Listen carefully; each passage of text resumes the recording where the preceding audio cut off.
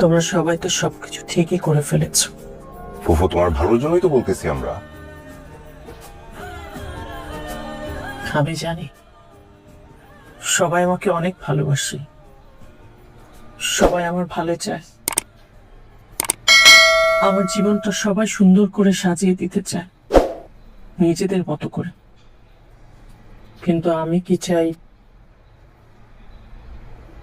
আমার কথা শোনার সময় কি আর কারো আছে?